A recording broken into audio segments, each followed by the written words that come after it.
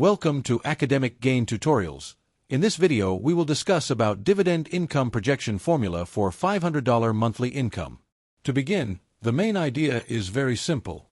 If you want to earn $500 every month from dividends, you first need to convert that monthly income goal into an annual income goal.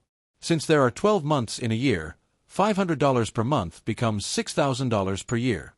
So, your dividend portfolio needs to generate around $6,000 annually. Next, we use the basic dividend income projection formula. The required investment is equal to the annual income goal divided by the expected dividend yield. In this example, the annual income goal is $6,000, and the assumed dividend yield is 4%. Because 4% is written as 0.04 in decimal form, we divide $6,000 by 0.04. As a result, the required investment becomes $150,000. This means that, at a 4% dividend yield, you would need a portfolio of approximately $150,000 to generate $500 per month in dividend income. However, the required amount changes depending on the dividend yield. For example, if your portfolio earns a 3% dividend yield, you would need around $200,000 to reach the same $6,000 annual income goal. On the other hand, if your portfolio earns a 5% dividend yield, you would need around $120,000. Therefore, a higher yield may reduce the required investment amount, but it can also come with higher risk. Because of that, it is important not to chase yield blindly. A very high dividend yield may look attractive, but sometimes it can be a warning sign that the company's dividend may not be sustainable. So, instead of only looking for the highest yield, investors should focus on quality companies, stable cash flow, strong dividend history, and reasonable payout ratios. After that, the next step is to build the portfolio gradually. You do not always need to start with $150,000 immediately. You can begin with a smaller amount and invest consistently over time. By adding regular contributions every month and reinvesting dividends, your portfolio can grow faster through compounding.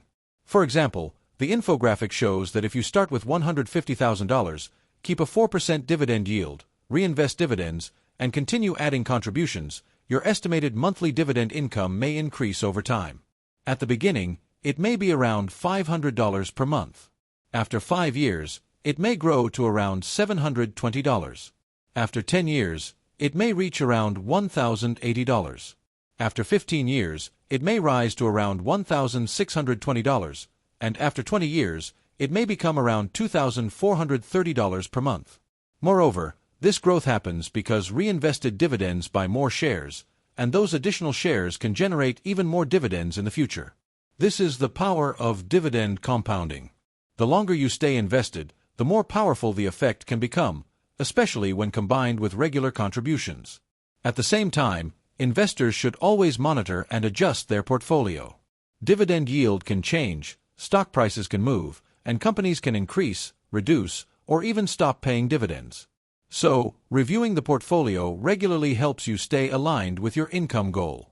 In addition, diversification is very important. Instead of depending on one company or one sector, it is usually better to spread investments across different reliable dividend-paying companies and industries.